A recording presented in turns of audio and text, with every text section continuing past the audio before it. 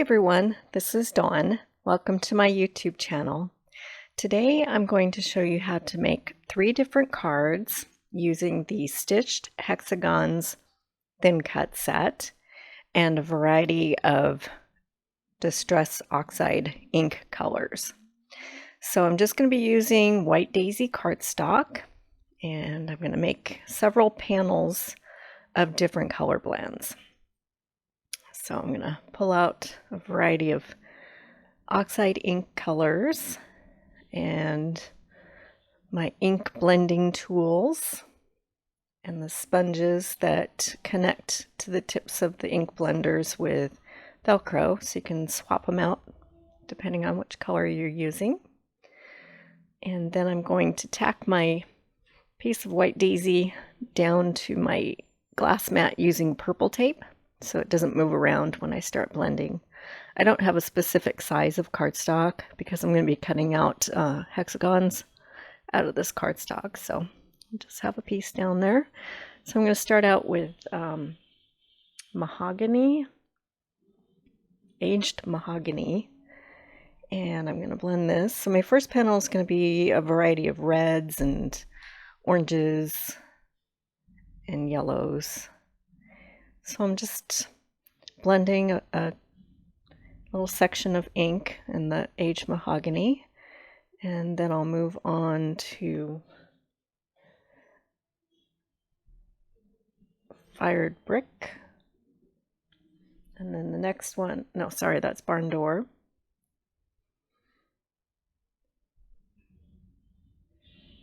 And then it'll be rusty hinge, and then a blend of squeezed lemonade and fossilized amber. So I thought that other orange one was a little too orangey, so we'll go with the rusted hinge. So you just add color and you kind of overlap the other color that you put down first. And you can go back and forth. It's very similar, the process is very similar as alcohol markers. When you start blending, you overlap just a bit and just kind of blend them all together. And then the third color is first I'll do a layer of squeezed lemonade, and then I'll go over it with the fossilized amber. So Close to My Heart is selling a variety of Oxide inks, colors, and of course I have quite a few more than the selection that Close to My Heart sells, so I'm just grabbing colors that I like right now.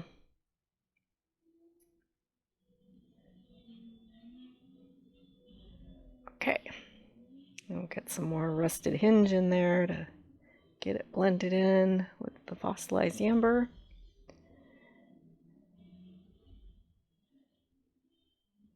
And I think that looks good. So I have the water spritzer from Tim Holtz, and if you pull the trigger all the way, you get a fine mist, but if you pull it just a little bit, you get droplets of water. So I just spritz some of those on there to create some oxidation. So the next panel I'm doing is a variety of blues. This is Mermaid Lagoon. And then I'm going to use Blueprint Sketch and Wilted Violet.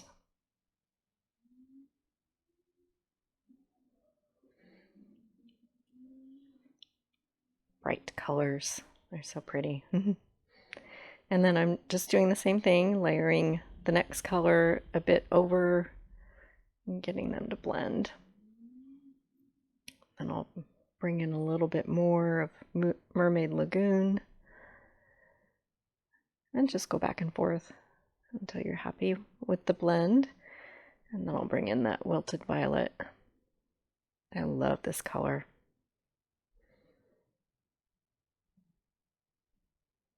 All right.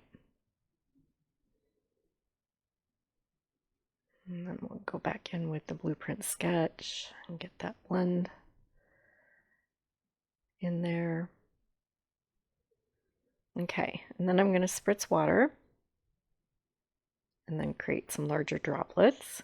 And I'm going to take a piece of paper towel this time and lay it over it. And this increases or intensifies the oxidation effect. Okay, so the next panel I'm going to do a variety of greens. So I'm going to start out with Twisted Citron, and then I'll move on to Mowed Lawn, and I'll finish up with Lucky Clover. And I'm not being too careful about where the colors are being placed, and you'll see later on I'm going to do some circles instead of lines because I'm going to be cutting all of these panels out with the stitched hexagons, and so I want to be able to get a variety of colors in each hexagon cut. So I'm just going to bring in the third color and blend it, and then I'll spritz some water on and lay my paper towel down. Okay, next panel is a variety of pinks and reds.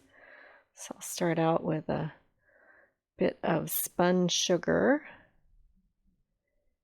And then I'm also going to be using picked raspberry and worn lipstick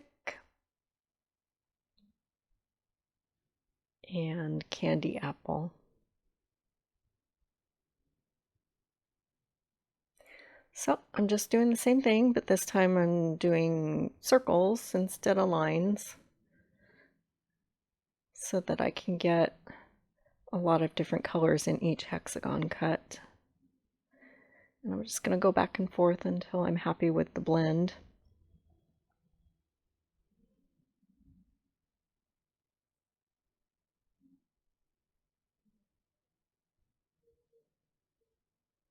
When you're choosing your colors, it's good to, I like to tend to go with colors that are in similar color groups, just so that I don't get a muddied look, or sometimes you can get brown when you, or mud when you blend certain colors together. So I tend to favor the same color groups when I do blending. So the next one is another group of blues.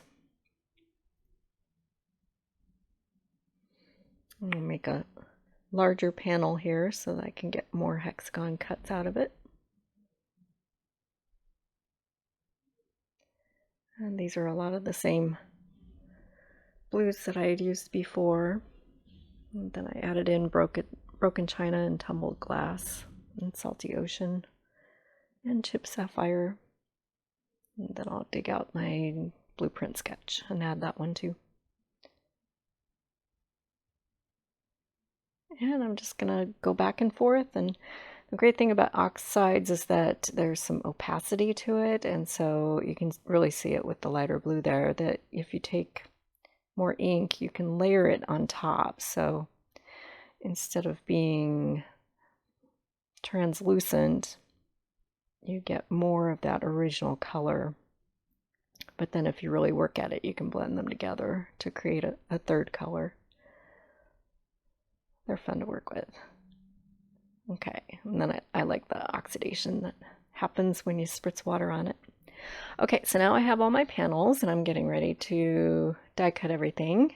And I'm going to choose the 3 smallest hexagon shapes just because the larger ones, they'll work better on a layout, but these smaller ones fit better on a card front as far as the size goes. I want to get several hexagons on my card front.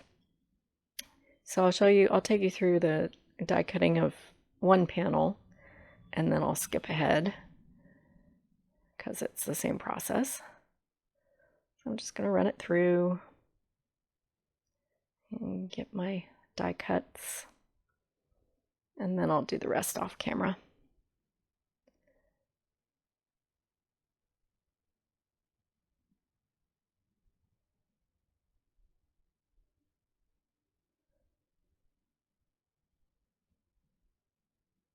Get a variety of different colors in each cut.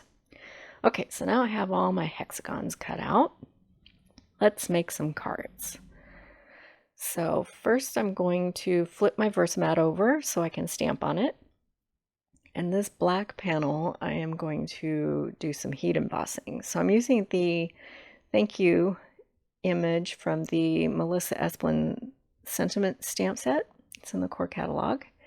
And I'm going to take some anti-static powder and put it on my black panel, and then I'm going to stamp thank you in Versamark ink. It's a sticky ink that when you sprinkle your embossing powder on it, it will stick to it. Okay, so I'm using silver embossing powder, and I'll just sprinkle that on, and then I'm going to heat it up with my heat tool, and it will melt. So I'm going to speed this up really fast and we'll get that all melted. Okay, so now we're ready to start our card front. So I'm just taking all of these hexagons and laying them out on my card front. It's kind of like putting a puzzle together, and so I'm just working them around to see how I like the placement of all of these.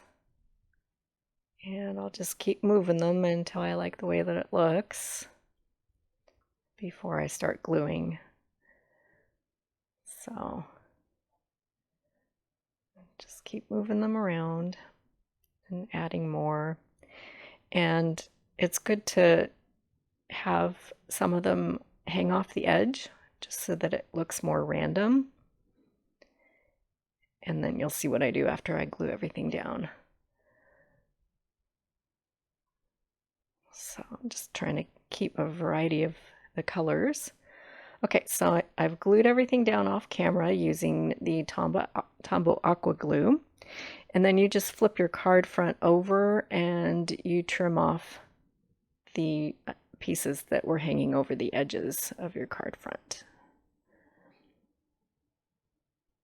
Okay, so there's the card front.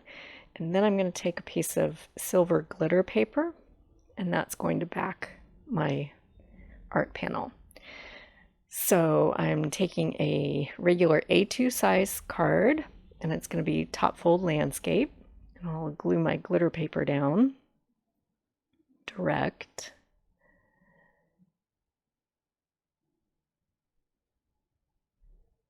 We'll get that down. And then I'm going to pop the art panel with a piece of craft foam. So I've cut a piece of craft foam that's just a little bit smaller than my panel, and I'm going to glue that to the glitter paper using the Tombow white glue. It's a little bit thicker and stickier than the aqua, and it works really well with craft foam and glitter paper. So we'll get that glued down. I'm going to keep this design pretty simple. And I think that's enough as far as the bling. So I thought I like the way that looked. So that's my finished card. And now I'll show you a couple more. Okay, so these next two, I'm going to use a white card base and then frame it with black. So I've put my sentiment into my MISTI so that I can stamp a couple. It just makes it easier when you're doing multiples. And that way I know my thank you will be straight. And I'm just stamping it out in black ink. And I'll take you through the process of one card, and then I'll show you both of them at the end. So I'm going to do the same thing as the other. I'm just going to lay my different colors of hexagons out on my card front before I start gluing. So this time I'm going to go with the blues and greens, and then the other card I'll do with the pinks and oranges. Wasn't sure if I wanted to do multicolored, but then the more I added to my card front, the more I liked it with just the greens and the blues. So I'm just going to lay everything out, and then I will glue everything down.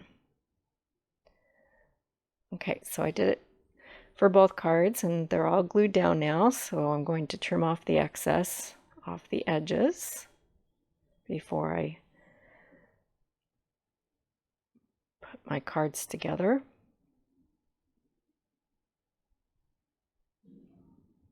Pretty simple. I'm going to let the oxide colors shine and not have any other distractions with any other embellishments on my card front. So it's the same process. It's a A2. This time I'm not going to pop anything with craft foam. I'm just going to glue everything direct. So I'll just get my black cardstock down and then I'll glue my art panel on top. So these supplies are available in my online store and the URL is in the upper right corner. I'll make a list of everything with links in the description below. Lots of fun to create your own patterned papers.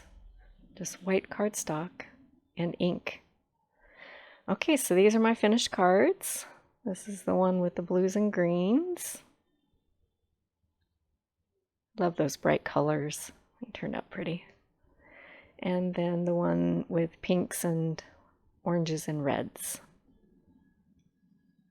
I appreciate you watching my video today. If you haven't subscribed yet, please hit that subscribe button. And thanks for watching.